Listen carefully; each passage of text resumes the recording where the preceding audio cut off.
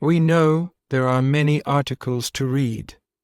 However, we have trouble reading them because of difficult words and sentences we don't understand and end up losing our motivation. So, I have selected online articles that use easy English.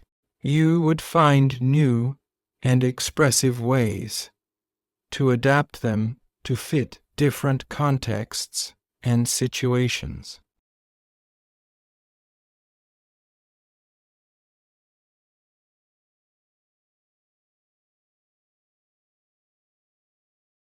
Reading practice.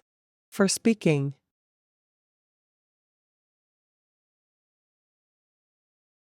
Read silently or aloud, as if you were telling it to someone else. Audio will be without repetition, with a brief pause between each chunk or sentence.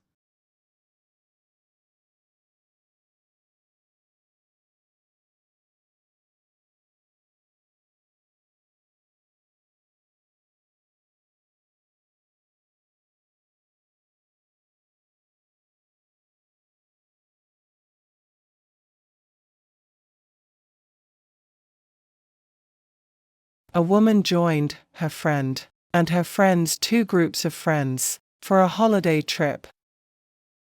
But things didn't go as planned. They started ignoring her, leaving her out of conversations and activities. Even when she tried to join in, they would exclude her. The woman felt sad, alone, and confused. What made it worse was that she had been begged by her friend to come along. Considering returning home early, she seeks advice on how to handle the situation.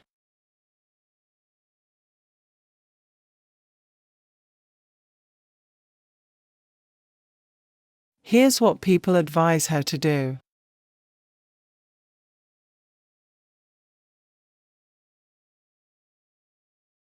Awful.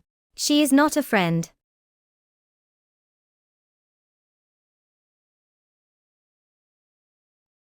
I would just see if there is a flight.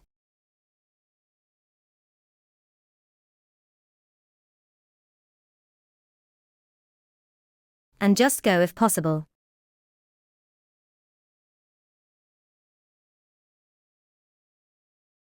I wouldn't even tell them.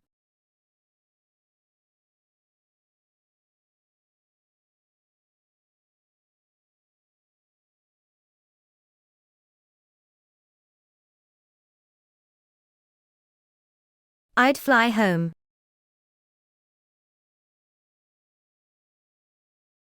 Or book myself somewhere on my own, if possible.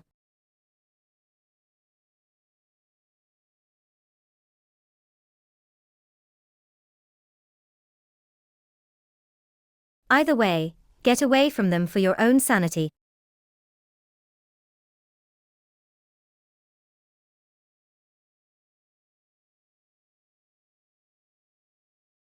For your own peace of mind.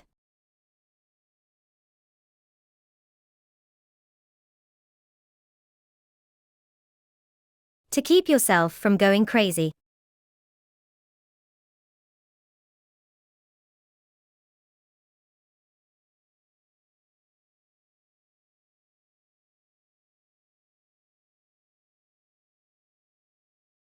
What a bunch of immature bitches.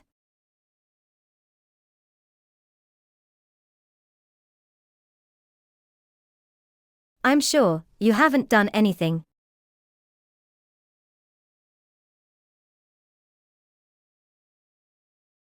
You've made every effort to engage with them and show interest.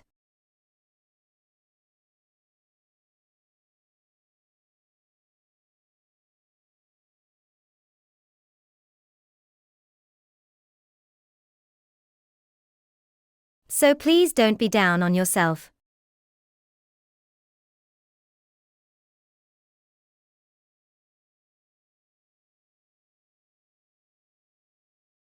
If you can enjoy yourself exploring the area, do that.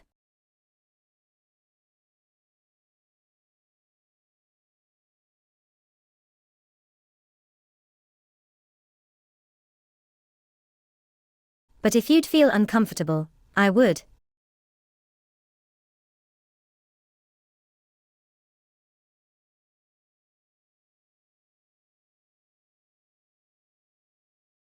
Then see if you can change your flight.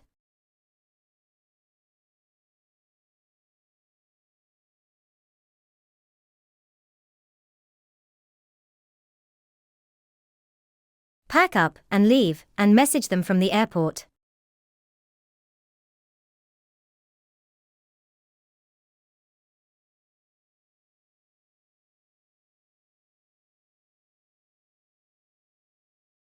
Find new friends when you're home.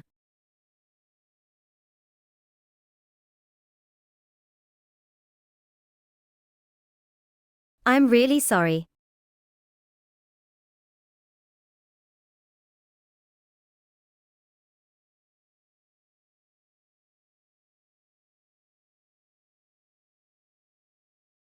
I think it depends on what will make you most comfortable.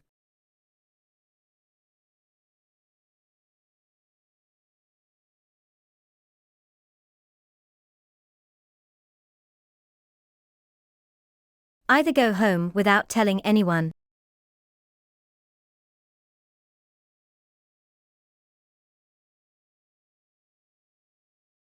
As don't see the point to make any effort with them.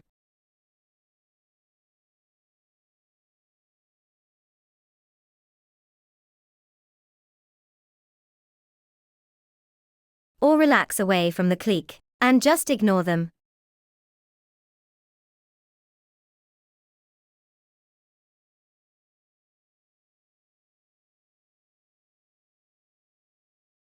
Relax away from the group.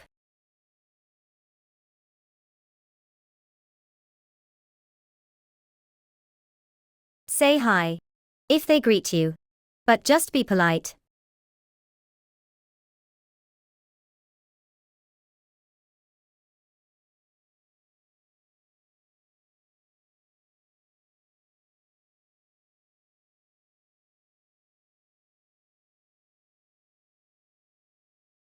I know some hotels organize day trips or excursions.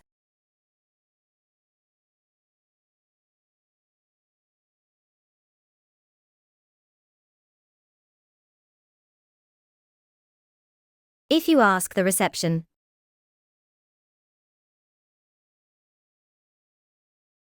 or look for a tourist information point for these type of things.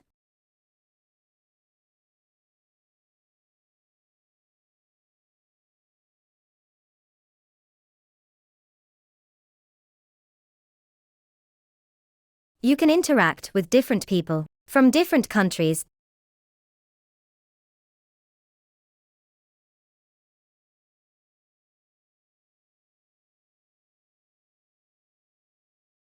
During these trips as well.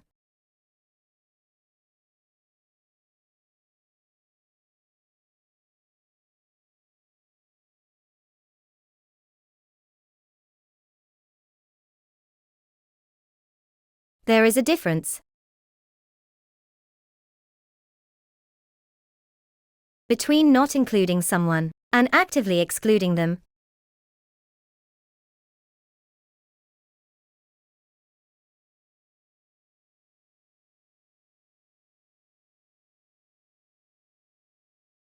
And taking time to show to someone they are not welcome.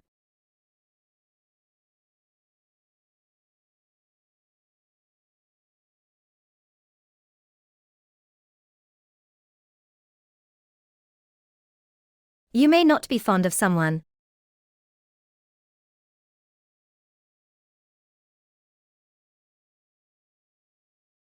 but most normal people would be civil enough.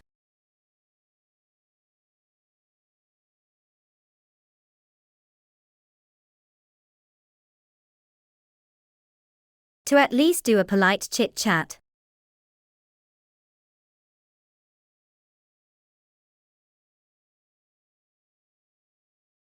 Even if you didn't gel.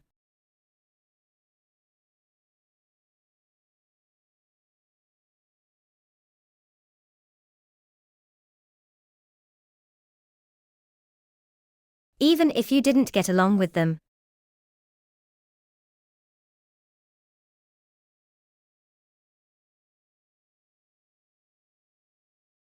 Even if you didn't connect with them.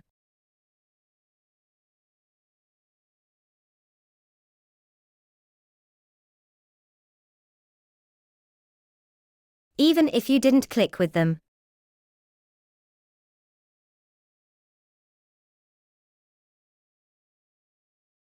They were bullying you.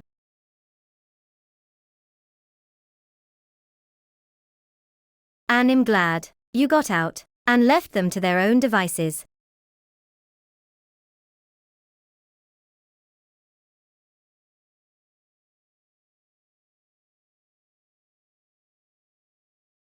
Let them do whatever they want.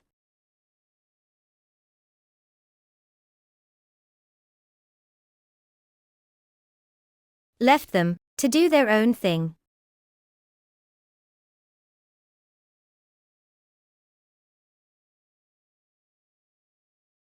Seems they already picked the next victim.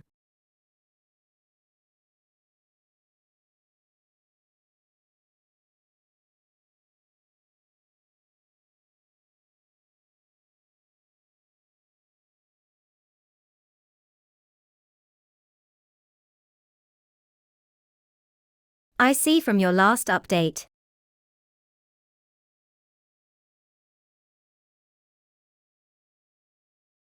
That you've gone home now.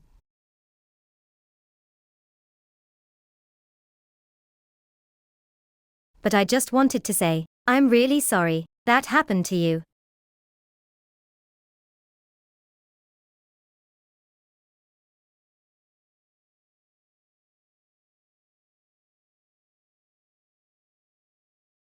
I'm glad you managed to have some quiet time.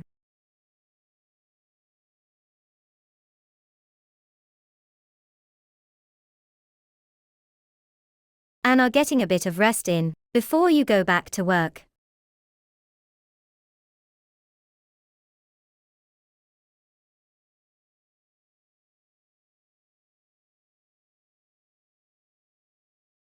You sound absolutely lovely.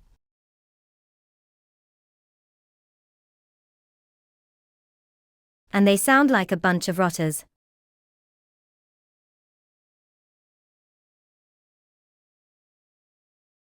Their loss.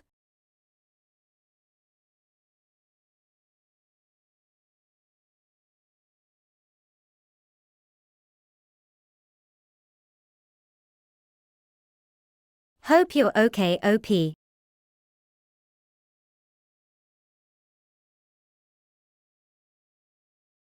Original poster.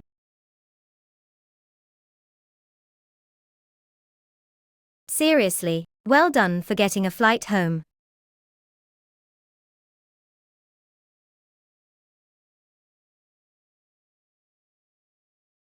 That shows you're a confident woman.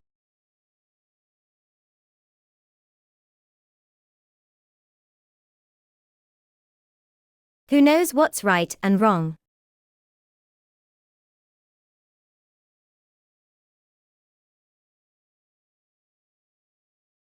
You should be proud of yourself for leaving.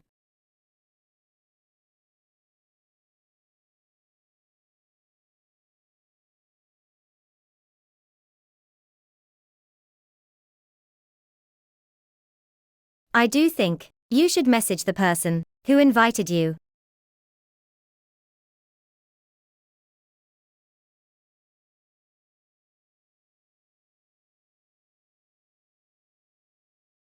And tell them how you feel.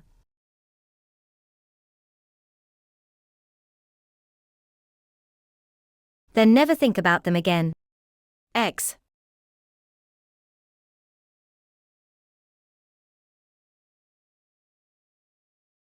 The X, at the end of a message, is commonly used in the UK.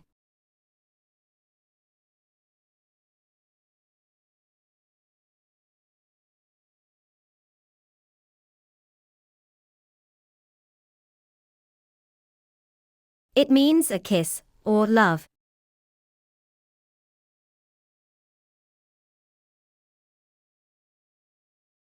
It's a way to end a message with a friendly or affectionate tone.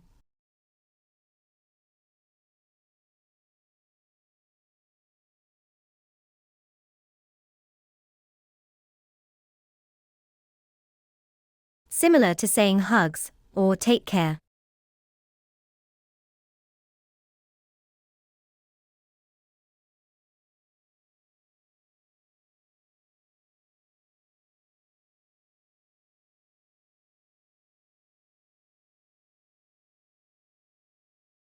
OP has given them an update on her situation.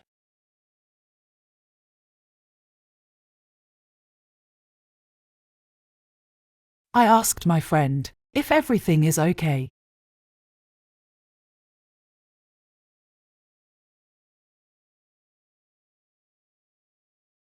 But she also seems to be avoiding me.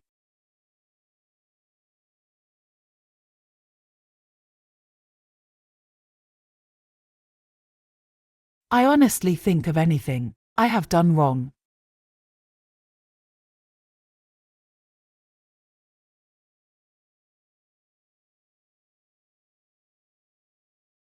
I'm not sure why my friend invited me, to be honest.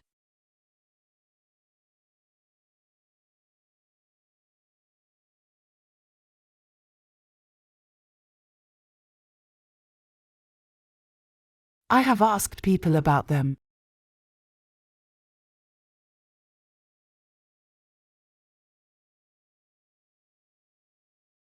And shown an interest in their lives and conversations.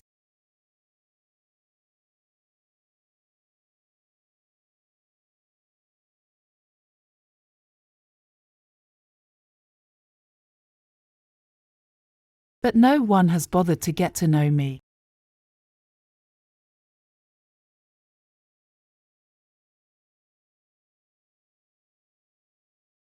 Or ask questions about me.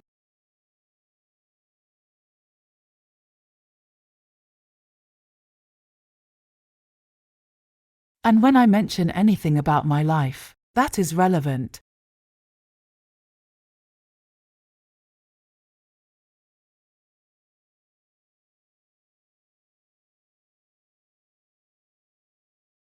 they do a little false laugh.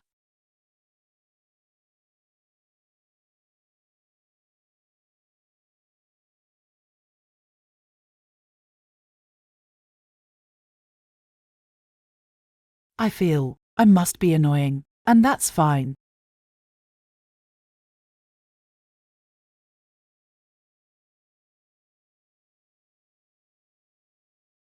As I can't be everyone's cup of tea.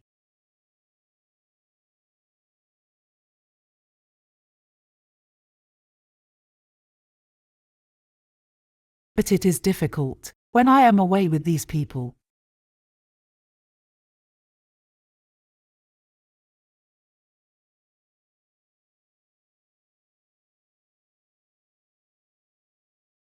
I am quite different to both groups, as I'm the only mum.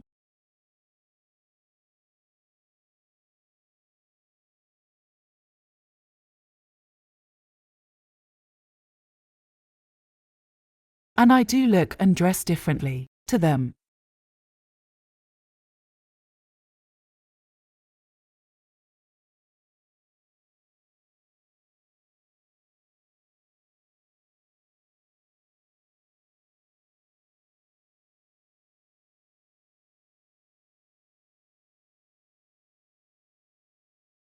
Review. Highlighting other articles and videos that use keywords from past content. They are in simple English. Check them out to learn more.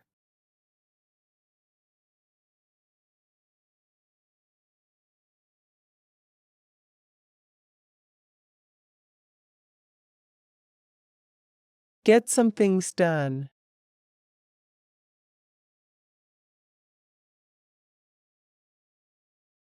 The speaker reviews September and plans for October.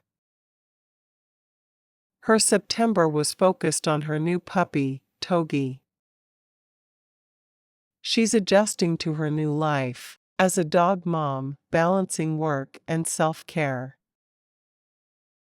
She's learning to find a new routine.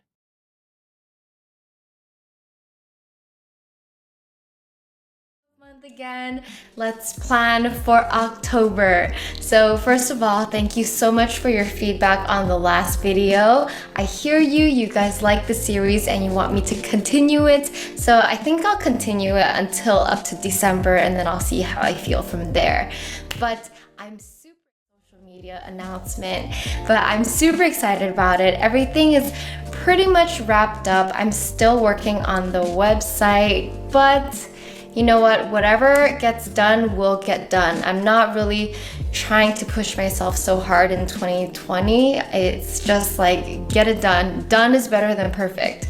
So anyway, let's review our September and plan for October. If you're new here, this is my monthly interactive planning series to help us kind of check in with ourselves and make sure we're staying accountable towards the goals that we set for ourselves. So let's start with reviewing September. Describe September in one word. List your highlights from September. What is one thing that you're proud of? What is one thing that you learned?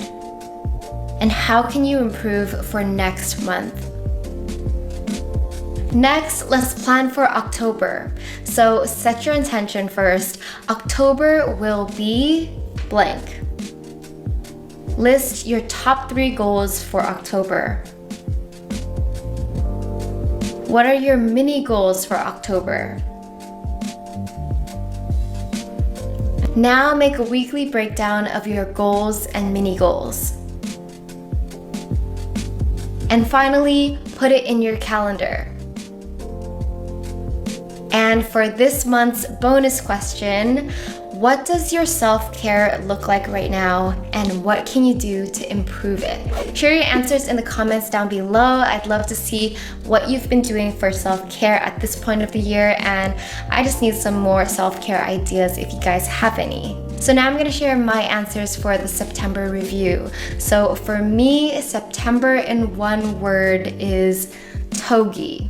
Togi is the name of my new puppy that I got at the end of August, basically, so beginning of September, and the entire month has been spent being a dog mom, potty training, crate training, just puppy training in general, and it's taken up a lot of my time. So I would say most of my highlights are revolved around Togi and puppy duties, and I had a lot of puppy dates for him. I think every single weekend in the month of September we saw like a friend who had a dog or a puppy just because we wanted to socialize him, and plus it's like really fun just to like see some dogs interact. I talked about this more in my video on Togi, so if you haven't watched it, I'll link it here and down below. But all in all, I'm still feeling like I'm trying to find balance in my life. It's hard to make time for my work and myself, and even though I have been able to get some things done, I'm just not as productive as I was before, but that's just, I think that's normal and to be expected. I'm just trying to kind of find the new flow in my life from here on out. But I think it's getting easier and easier every week with Togi because he's learning really fast. And yeah, I mean, I'm just getting used to this new life. Another exciting thing.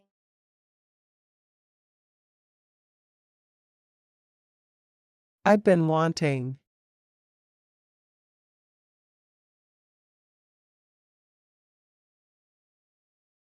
Do you need a clear business vision to succeed? Not always. While a clear vision is beneficial, it's not always possible, especially in the beginning.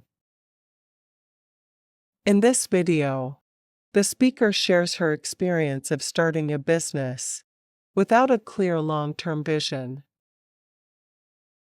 She suggests focusing on small steps forward. Sometimes, seeing just a few steps ahead is enough to keep moving forward.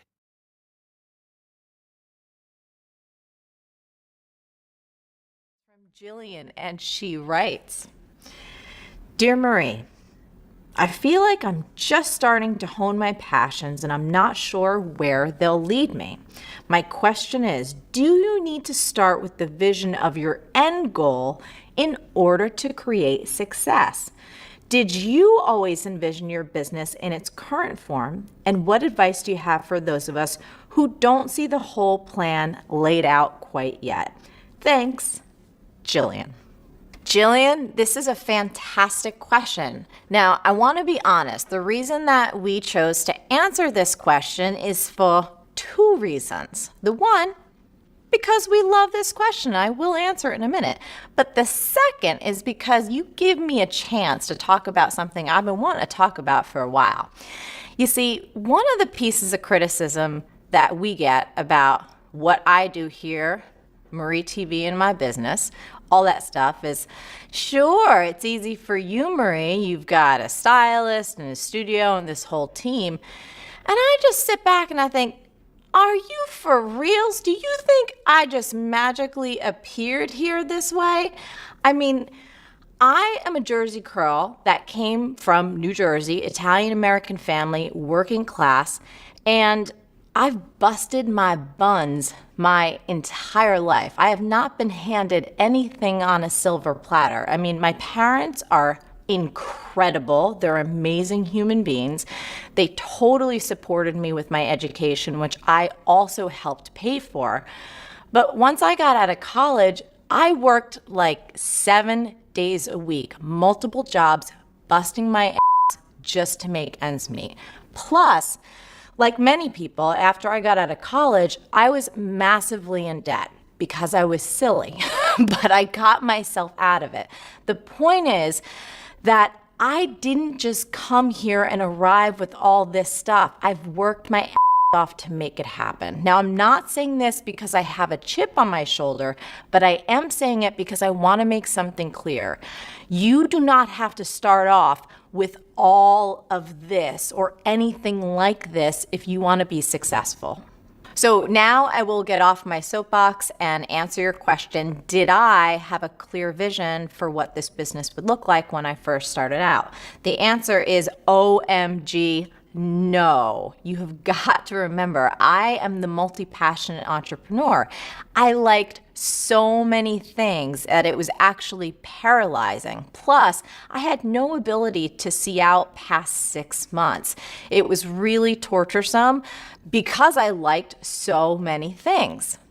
I loved hip hop. Convergence for myself. I mean, in 2001, when I first started, the only things I knew was that I was really driven to make a difference. I wanted to be successful. I wanted to help people, but I had no idea what it would wind up eventually looking like. So back then, I only had mini immediate goals. So for example, in my hip hop class, better result. And then with marketing and business, it was like, okay, how can I write more persuasive, more clear copy? I had no ability whatsoever to see a long-term vision in front of me. I only had to take the steps I knew I had to take and do the best that I could do at the time.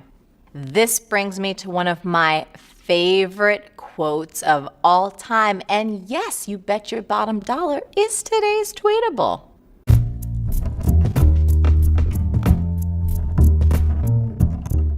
Faith is taking the first step, even when you don't see the whole staircase. Dr. Martin Luther King Jr.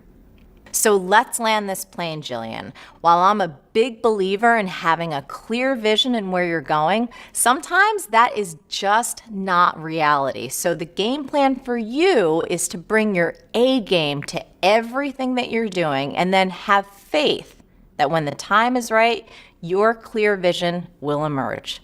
That was my A to your Q, Jillian. Hope it helps. Now I would love to hear from you.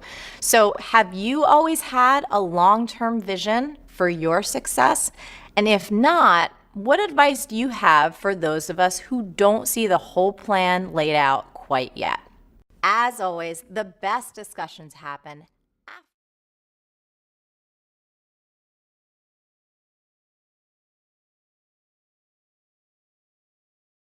Thanks for watching. I hope this helps your learning English.